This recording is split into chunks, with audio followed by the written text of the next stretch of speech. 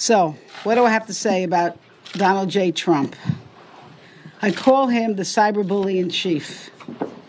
And once again, he is embarrassing our nation with what I call his bloody tweets. Time and time again, this president is showing his blatant sexism and disrespect for women as well as the press. And I ask, what kind of example is for our children when he disparages women in power and then attacks the press that tries to report the truth? His tweets represent a weakness and crassness, but it's not just the tweets that we're worried about.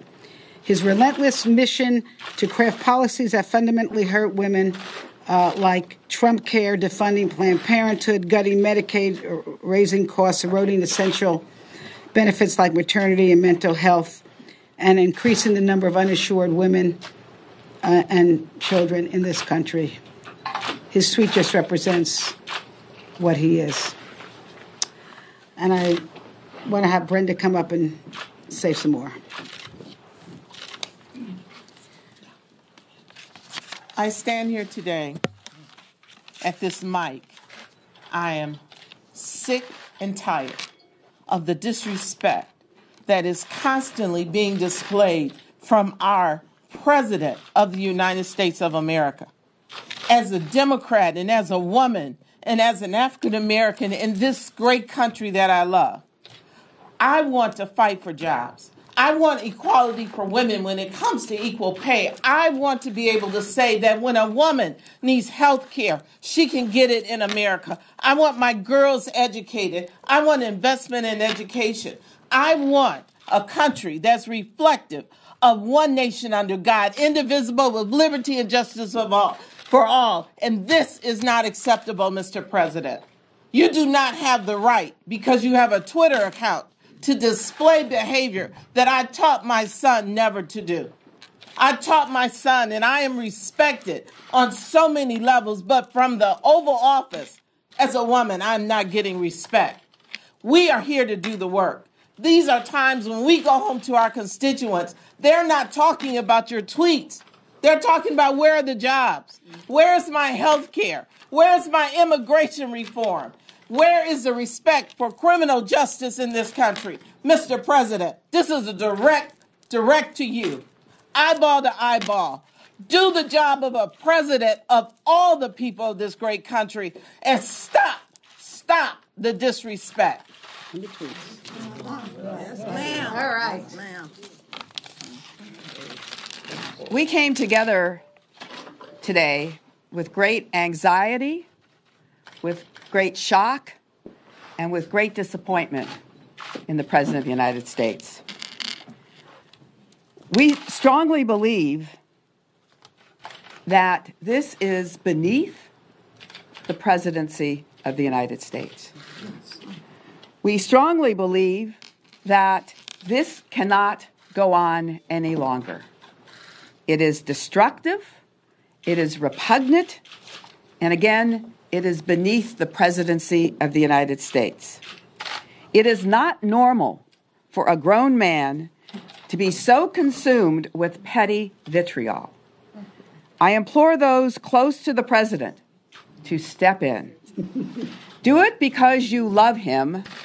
Do it because you love this country.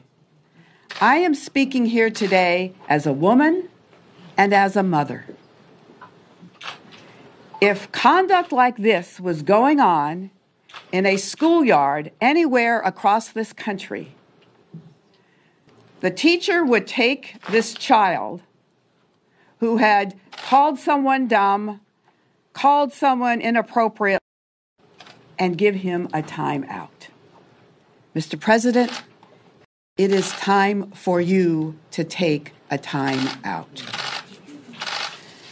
Both the First Lady and the First Daughter have commented about public meanness. Ivanka has said, there is a level of viciousness that I was not expecting. Mr. President, there's a level of viciousness coming from your tweets that we are not expecting. And the First Lady has said, our culture has gotten too mean. To the First Lady, I would say, please, talk to your husband.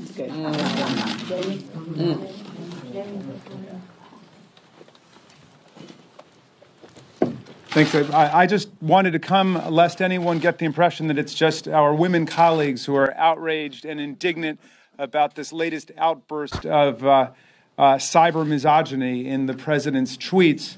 As the father of 2 daughters and 1 son, I want to tell my daughters that no man has any right ever to treat you the way the president has tried to treat people with his tweets. And I want to tell my son that he should never look at this president of the United States as any kind of role model. He is no gentleman, and he seems increasingly like a barbarian in terms of his treatment of his fellow citizens. So something is deeply wrong at the White House, and we hope whoever's in control over there can get on top of it and pull back from this terrible situation.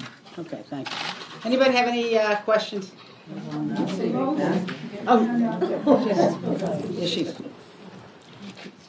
Yes. Why, if you say that these tweets are below the dignity, there's been a lot of talk of the president possibly tweeting to distract from the issues. Why dignify these tweets with a response such as this? Rosa? Can I just comment? Yes, go ahead. May I just say to you that the President of the United States, Mr. Trump, has violated any suggestion that he should be trusted with the Oval Office. We are members of the United States Congress, men and women, who represent the people. The people seek not to have kings or queens, but they seek to have an office of the presidency that can be trusted.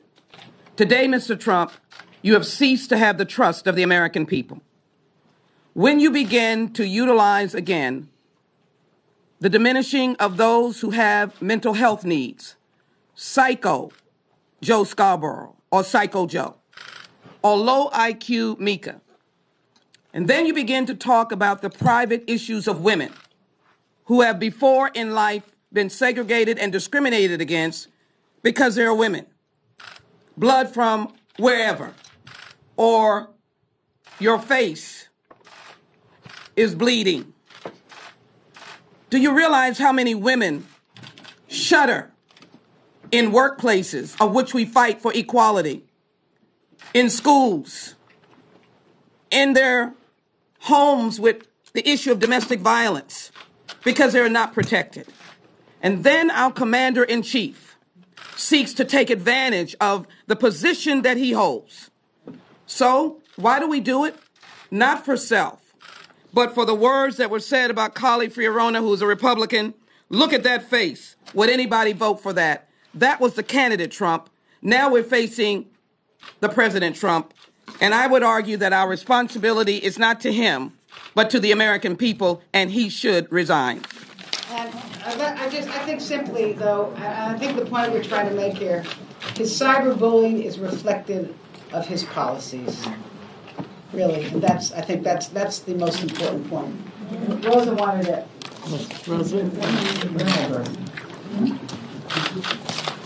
Thank you very much. The question a moment ago was about why gather to respond. You know, you cannot ignore some things, and when the president has stooped to degrade women, bullying them on their looks and whether or not they are intelligent, it speaks volumes. We need to speak volumes. Message, as was characterized to our children, of what is acceptable behavior. I know Mika Brzezinski because she covered me when she worked in the state of Connecticut as a reporter. Her work in that job demonstrated her professionalism and her savvy. And for all of us here, men and women who stand here, and I'll particularly say the women, we work hard at what we do. We are professional in our job. And we have known in our lifetime and in our careers. Those who would denigrate who we are and what we do. It is not something that we expect the President of the United States to do. Instead of this effort, the public policies or the professionalism of Mika Brzezinski and what she does as a reporter in doing her job is what we do in our jobs, is initiating public policy that helps men and women in this country. And would that the President of the United States, instead of proposing a budget and a repeal of a health care bill that can only hurt American people, women and children around this country, that he would stand tall and say that my job is to make sure that families have the education that they need, the health care that they need, the good jobs that they need in order to provide economic growth in the United States of America. What he does is he demeans women, but more than that, he has demeaned himself in this process. And we know it, and the country knows it. Thank you very much. Thank you. Good job. Thank you.